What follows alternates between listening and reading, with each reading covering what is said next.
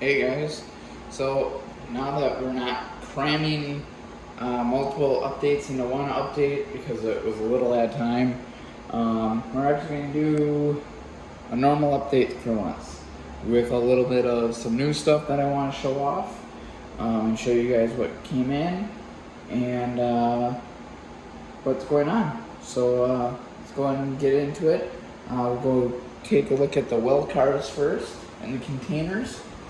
So, Scale Trains locked me out of my my web page where I can buy the stuff and pay for it,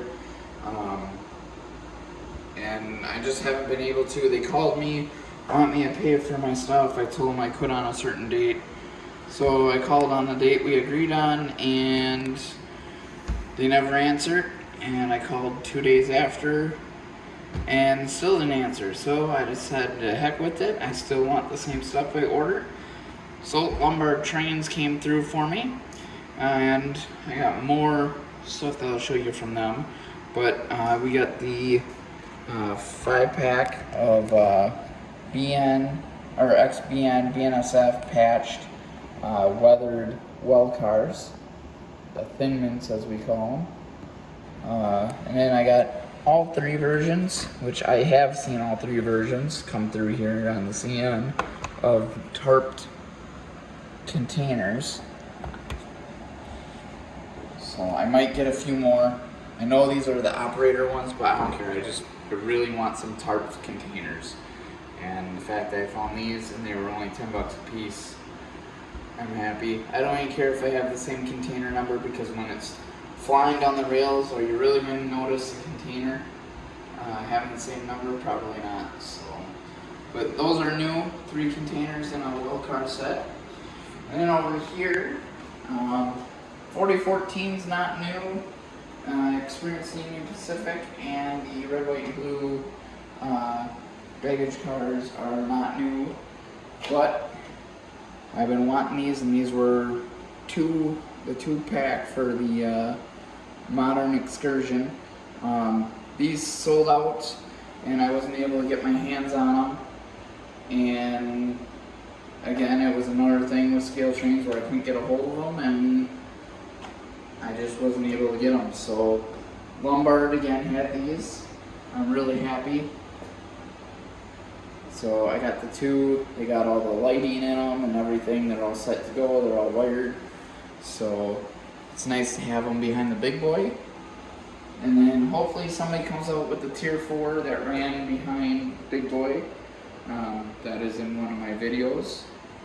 So, and then we'll be right back, and we'll jump over by where my roundhouse will be. Alright guys, so we're at my roundhouse table. This table was originally in the center of the layout. On one end of the yard, we pulled all the tracks off of it and left the turntable, cut it down to 3 foot by what I think it was 96 inches, and it fits back in the corner. To me, it actually looks a lot better in this corner here. I'm going to have my sister, hopefully we're going to try to Photoshop in the HO locomotives along the backdrop so it looks like they're sitting on stall tracks. And then we've got kind of a mock-up. This is going to be a diesel shop. I've got a ton of shop buildings that I plan on using on this layout, and then we will have a bunch of open tracks here as well for more stuff. But 2 more new things. These I got from Summerfield Trains. If you guys don't know them, go check them out. Ask for Matt or Jack. Both great guys. I go there all the time. I get all my stuff from there. Same with my dad and my brother and everybody I know. So I got my second IC unit. It's number 1015, SD70 with the white sill. I'm sorry guys, for you CN guys, I do not like the yellow sill stripe on them, but I will say I will have one with a yellow sill stripe and another one as well, but with the noodle on the back, just because I'd like to have a little more variety than just the pair. Alright, so the next locomotive that is new, I have 4691 now in CSX boxcar logo. The rest of the fleet is YN3. I only have one other boxcar logo, SC70M, and makes it for a nice little fleet, I guess you can say, because I got some demonstrators and stuff too that are patched. But it gives it variety on what you can run with the 70M fleet. So, and then over here, guys, if Nick backs up, this whole table here, for sure the roundhouse is going here. I might add 2 stalls, probably not though. But I do know all these tracks here will be outdoor tracks. And then this shop, the machine shop, might stay here. If you remember, this used to be the Coiled Steel building. Now it is going to be what it was intended for, from Walters. Machine shop for the prime movers. And then this is one of the buildings from Walters Cornerstones as well. That, like I said, it's just roughly set in here, but there's a ton of locomotive facilities, buildings that will be going in here. And then if Nick pans over here, so these tables here, these are the newest tables up. These got to be level and whatnot. And Nick and I, we're going to build more tables, but we've got all the drills, all the tools, because I took them back to work. So we bought the lumber so we can fill the gap here and build the lattice table, and then over where the microwave is, build my dad's table, but yet again, we forgot the tools. So, with that being said, that is going to be the next update. And then if Nick wants to stop filming for a minute, come over here and we'll show you the coal mine and stuff that we had originally. Alright guys, so over here is our old seam. We're talking about extending these off and curving. We might even curve it back here and add an angle in and make it come back properly, just because I want to be able to run through.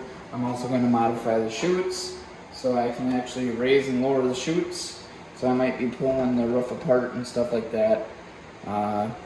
As well as down here, we're going to put all ground throws in, but these are going to be all going to the yard. All the ground throws that are in now are going to be coming out. We're going to put prototypical looking ground throws in, and putting toggle switches in, and putting Walters switch machines underneath. So with that also, we're putting the Walters modern looking switches in, and what I mean by that is no more rivets. It's actually going to be a solid piece of rail, and it's going to act and look correct. And then down here, you remember the station here, that is staying put. The bridges are staying put. The bridge needs a little work from moving it, but not too bad. So, always guys, if Nick just wants to pan around the room, this is how far we are. We still got to put lights up, but we're going to build this table, put lights up, and then Dad's going to build this table. We plan on having the plywood on all the lower deck tables, hanging the last 4 lights until we build the center table, which will be right here, and then we'll hang the last 3 or 4, and then we'll build the workbench, which is where the toolbox over there is. That'll be a workbench eventually. And then the only other thing that we got to build before we get track going and trains running is the command station table. And with that being said, I think the actual command station table is going to be underneath my diesel facility, just because it's where everything is accessed and you're not over here. We're also this weekend bringing the display case. So the display case hopefully will fit in here. If not, we're going to take a brace out and move it. But she should fit, and then we'll bring some trains out here, put them in the case, so we have some stuff to look forward to running in. So, well, anyways, guys, that is pretty much it. I'll show you another update this weekend. Hopefully my brother can get the update up this week, and some rail fanning this week from the Foxy and from the Nina Waukesha sub and stuff like that. He's doing the editing because it's all on his computer, so yeah, blame him if the videos don't get up. No, I'm joking. But no, we're just working out here more than anything. So thanks for watching, guys. See you this weekend, and happy modeling.